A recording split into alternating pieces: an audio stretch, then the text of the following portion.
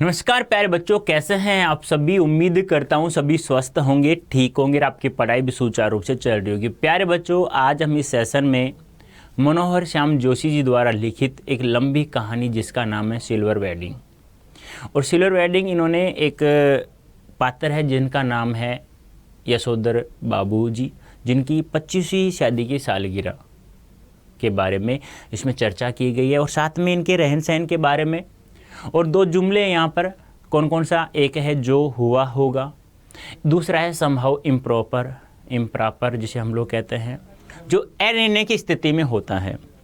और इसे अनिर्णय की स्थिति में जो वाईडी जी बाबू हैं वो किसी को दोष नहीं देते हैं।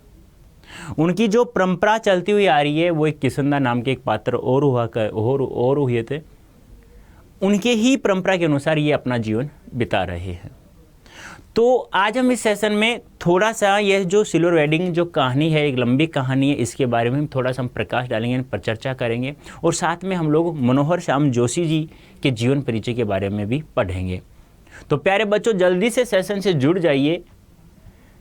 बहुत ही इंटरेस्टिंग टॉपिक है, यानी कि जो लंबी कहानी, और कहानी पढ़ना किसको अच्छा नहीं लगता, जिसको अच्छा लगता है और उसको इंटरेस्टिंग और बना दूंगा मैं। तो आ जाइए जल्दी से।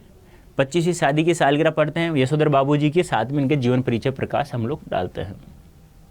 जन्म की बात करें तो 1935 ईस्वी में कुमाऊं में इनका जन्म होता है और 2006 ईस्वी में इनका निधन हो जाता है। तो मनोहर श्याम जोशी जी का जन्म 1937 कुमाऊं में इनका जन्म होता है और 2006 दिल्ली में इनका क्या हो जाता है प्यारे बच्चों, निधन हो जाता है।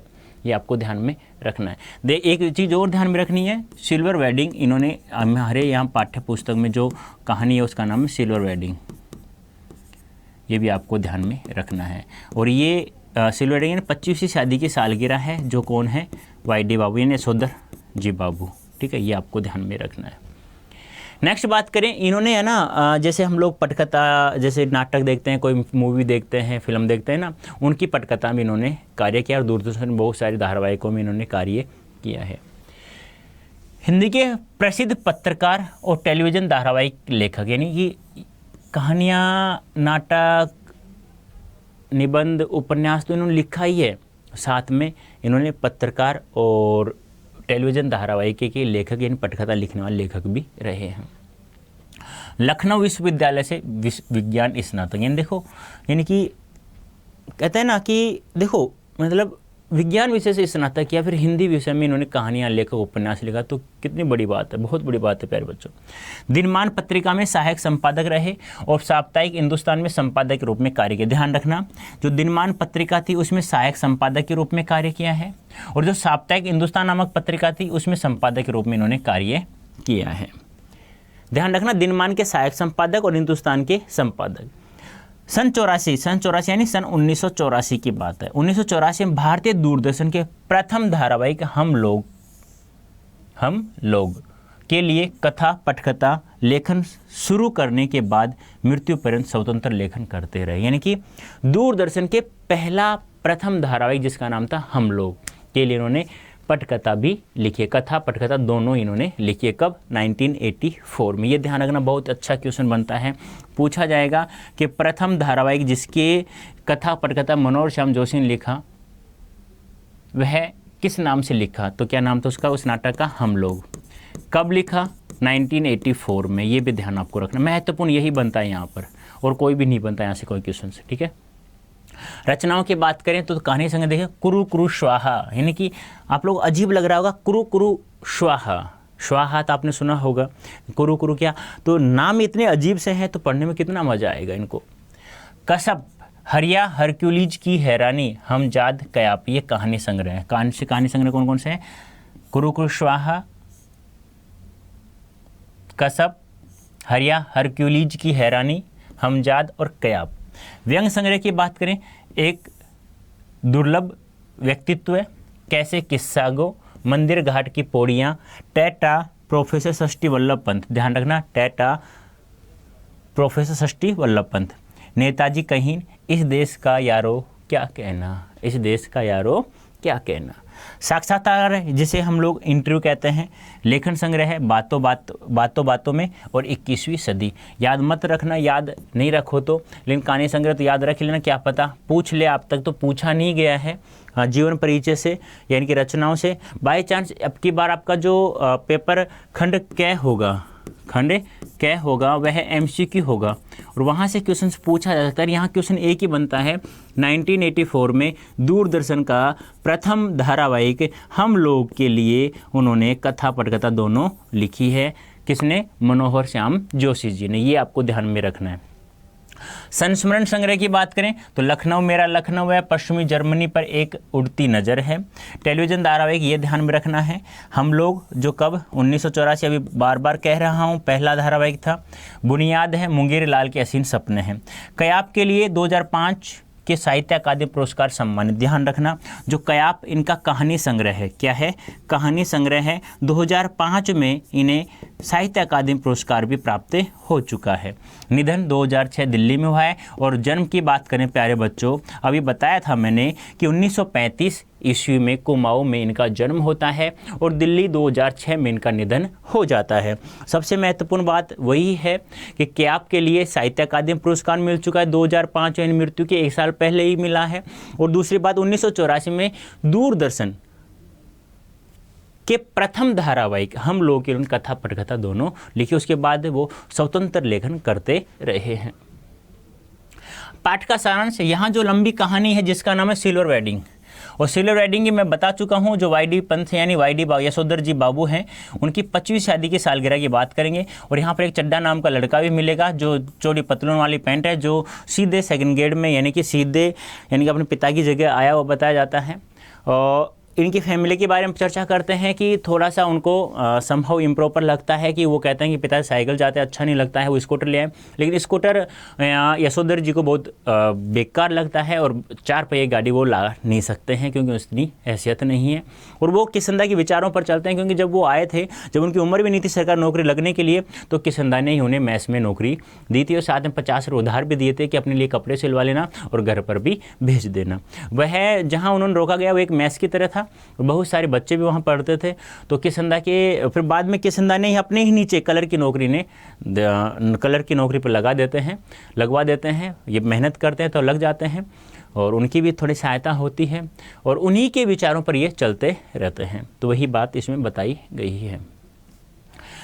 सिल्वर वेडिंग एक लंबी कहानी मनोहर श्याम जोशी की अन्य रचनाओं से अलग दिखती सी है पर है नहीं, यानी कि अन्य रचनाओं से अलग है पर है नहीं, पर दिखती है। हमें दिखती है पर अलग है नहीं।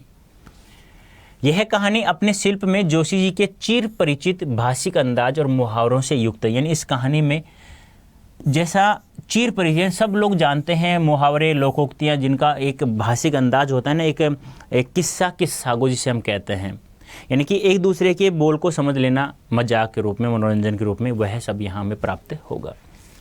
आधुनिकता की ओर बढ़ता हमारा समाज एक और कई नई उपलब्धियों को समेटे हुए है, तो दूसरी ओर मनुष्य बनाए रखने वाले मूल्य कहीं घिसते चले गए हैं।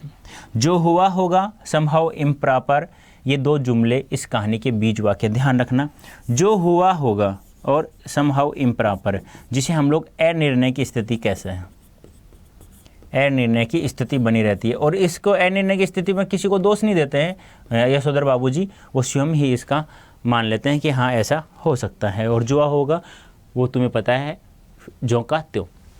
जो हुआ होगा में यथा स्थितिवाद यानी जो का त्यों स्वीकार कर लेने का भाव है, तो समहाउ इम्प्रॉपर में एक अनिर्णय की स्थिति भी है। यानी कि एक तो जो का त्यों ग्रहण कर लेना किसी भी बात को, और दूसरा है क्या है, एक अनिर्णय की स्थिति हमेशा बनी रहती है कि बच्चे कहते हैं कि अब तुम साइकिल से मत जाया करो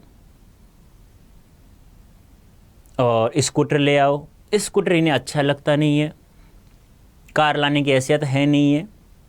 25वीं शादी की सालगिरह बच्चे मनाते हैं, इन्हें अच्छा नहीं लगता, अनिर्णय की स्थिति बनी रहती है। मोटी पतलून वाला जो चड्डा है वह उनकी घड़ी को, जो उनकी शादी में मिली हुई घड़ी थी, वो उसको चूहेदानी कहकर और पार्टी वार्टी करने के लिए एक बात कहता है, तो वह उन्हें अनिर्णय की स्थिति बनी हुई रहती है। ये दोनों ही भाव इस कहानी के मुख्य चरित्र यशोधर बाबू के भीतर के द्वंद्व है, यानी कि ये दोनों संभव इम्प्रॉपर और जो हुआ होगा, ये दोनों ही स्थितियां हालात को ज्यों का त्यों स्वीकार कर बदलाव को असंभव बना देने की ओर ले जाती है। यानी कि ये दोनों हालात को ज्यों का त्यों स्वीकार कर बदलाव को असंभव बना देने की ओर ले जाती हैं। महत्वपूर्ण बात यह है कि यशोधर बाबू इन स्थितियों का जिम्मेदार किसी व्यक्ति को नहीं ठहराते। देखो कितनी अच्छी बात है, यानी कि संभव इम्प्रॉपर एनिने की स्थिति है, वो किसी को भी इसका जिम्मेदार नहीं ठहराते हैं कि एक दूसरे पर लांछन लगाते हैं ना, वैसे नहीं लगाते हैं। वे एनिने की स्थिति में हैं।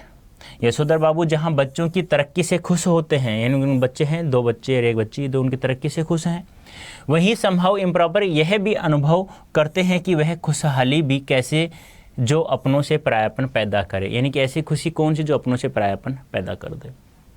इसी द्वंद्व के साथ साथ इस कहानी को यशोधर बाबू के बहाने देश के प्रॉपर विकास के बाधक संभव इम्प्रॉपर तत्वों की तलाश के रूप में भी पढ़ा जा सकता है। यानी कि हम लोग इस कहानी को है ना द्वंद्व के साथ साथ यशोधर बाबू के बहाने देश के प्रॉपर विकास में बाधक जो समस्याएं आ रही हैं उसे भी हम लोग उन तत्वों की, यानी कि जो एनिने की स्थिति बनी है कि जिससे हमारे देश का विकास नहीं हो रहा है, अच्छे से विकास नहीं हो रहा है, उस स्थिति में हम लोग इसे पढ़ सकते हैं। ऐसे नहीं है कि आप वाई.डी. बाबू के अनुसार ही आप लोग इसे पढ़ें। तो कहानी का तात्पर्य क्या है, इसमें 2 जुमले हैं। एक तो क्या है, जो हुआ होगा, ध्यान रखना, जो हुआ होगा, और एक है प्यारे बच्चों समहाउ इम्प्रॉपर। यह हमेशा एनिने की स्थिति है, एनिने की स्थिति बनी रहती है हमेशा के लिए। लेकिन एक दूसरी बात और है, सबसे अच्छी बात है कि यशोधर बाबू जी किसी को भी इसका जिम्मेदार नहीं ठहराते हैं। वो कहते हैं जैसा है वैसा चल रहा है तो ठीक है। दूसरी सबसे बड़ी बात यहाँ हमें दिखाई देती है, एक तो वह स्थितिवाद होती है जो एक स्थिति होती है जिसे हम जो का त्यों ग्रहण कर लेते हैं। दूसरा यह है कि सही तो नहीं लग रहा, लेकिन हम उसको किसी का जिम्मेदार भी नहीं ठहराते हैं। जो हो रहा है वही सही है, नहीं हो रहा है वह भी सही है, एक हम लोग मान लेते हैं। लेकिन यहाँ क्या है, जो यशोधर बाबू को सही नहीं लगता है, तो इन्होंने मनोहर श्याम जोशी ने कहा है कि हम उसे एक देश के प्रॉपर विकास नहीं होने की स्थिति को जो क्यों नहीं हो रहा है उन तत्वों की खोज में भी इसको हम लोग पढ़ सकते हैं। कहने का तात्पर्य क्या है कि एक तरफ तो यहाँ जो यशोधर बाबू जी हैं अपने बच्चों की तरक्की से खुश भी हैं, लेकिन वो कहते हैं ऐसी खुशी कौन सी जो अपनों में परायापन पैदा कर दे। इनकी उनकी जो जीवन संगिनी है, जो अर्धांगिनी है, वह बच्चों के साथ साथ में आजकल कहते हैं ना क्रीम पाउडर लगा करके एक नया शौक अपना लेना, जो इन्हें संभव इम्प्रॉपर लगता है यशोधर बाबू जी को। तो फिर भी वो जैसे तैसे अपने परिवार के साथ रहने की कोशिश करते हैं। जब 25 शादी की सालगिरह होती है तब चड्डा तो वहाँ 30 रुपये ले लेता है खर्च करने के लिए, पार्टी सार्टी के लिए, और जब घर आता है तो देखता है कि अपने घर में भी रोशनी हो रही है, किस कारण हो रही है, तो बाद में पता चलता है कि ये मेरी 25 शादी की सालगिरह मना रहे हैं। तो उन्हें अच्छा नहीं लगता है। वो कहते हैं कि ये जब अंग्रेज़ों का काम ये सब चोचले हैं, ये सब हमें अच्छा नहीं लगता है। लेकिन फिर भी बच्चों की खुशी के लिए वह सब शामिल होना पड़ता है उनको, और फिर वो ऐसी ही स्थिति, ऐसे ही दोनों जुमले हैं, जो हुआ होगा और एक संभव इम्प्रॉपर, ये दोनों जुमले चलते रहते हैं। अब देखो यहाँ शब्द सार है, शब्दार्थ हैं कुछ जिनके अर्थ हमें पता होना चाहिए। तंजिया का अर्थ होता है व्यंग्यात्मक। असीक का फूल, ध्यान रखना बहुत अच्छा है, भगवान के चरणों से उठाए हुए आशीर्वाद के फूल, जिसे असीक के फूल कहा गया, बहुत ही महत्वपूर्ण। यानी असीक का फूल का अर्थ, यानी ऐसे पूछेगा कि भगवान के चरणों से उठाए हुए आशीर्वाद के फूलों को क्या कहा गया है, किस नाम से जाना जाता है, तो किस नाम से, असीक का फूल। शैप क्या होता है, साहब का बोलचाल में प्रयुक्त रूप, यानी कि कहते हैं ना कि अरे वाह, इन कोई बात बोलें आप लोग, जिसमें मैं बोलूँ अरे वाह, अरे वाह बड़ा अच्छा डांस कर रहे हो, अरे वाह खूब जमाजम कर रहे हो, अरे वाह खूब खाना खाया है आज आपने, अरे वाह बहुत मज़े लिए आपने। तो एक बोलने का तरीका जिसे सैंप के नाम से यहाँ प्रचलित है। ठीक है, तो यहाँ कोड याद करना है Y323। कहाँ यूज करेंगे आप लोग, जब आपको अंग्रेजी नहीं बोलना आता, कैसे बोलते हैं फर्राटेदार अंग्रेजी। आजकल इंग्लिश के बिना कुछ भी, मतलब कहते हैं ना कि एक असंभव स्थिति हो गई है, 50 लोग आप लोग कहीं कार्य कर रहे हैं, 49 बोर्ड है, एक आप नहीं बोर्ड है, तो कितने लज्जे की बात है। तो ऐसा नहीं होना चाहिए, अभी से आप लोग सीख लो और आ जाइए हमारे पेड बैच में। कोड यूज करना है Y323 प्यारे बच्चों, जिससे आपको मैक्सिमम डिस्काउंट प्राप्त हो जाएगा और अंग्रेजी आप लोग सीख सकते हैं और सीख क्या सकते हैं, 101% सीख सकते हैं। अब देखिए मैं जो क्लास ले रहा हूँ, जो सेशन ले रहा हूँ, उसकी PDF चाहिए आपको प्रीवियस ईयर्स क्वेश्चन चाहिए, आपको सैम्पल पेपर चाहिए, आपको MCQ चाहिए, आपको सब आपको फ्री ऑफ कॉस्ट मिलेंगे प्यारे बच्चों। कहाँ पर, अड्डा 24/7 ऐप पर। तो डाउनलोड करें अभी इसी वक्त। अब क्लास जो मैंने ली है आपको अच्छी लगे तो लाइक वगैरह देख लेना और कमेंट करके अवश्य बताना है कैसी लगी, आपको समझ में आ गया है तो कमेंट करके ज़रूर बताइएगा मुझे। तो अभी के लिए प्यारे बच्चों इतना ही, धन्यवाद, थैंक यू सो मच।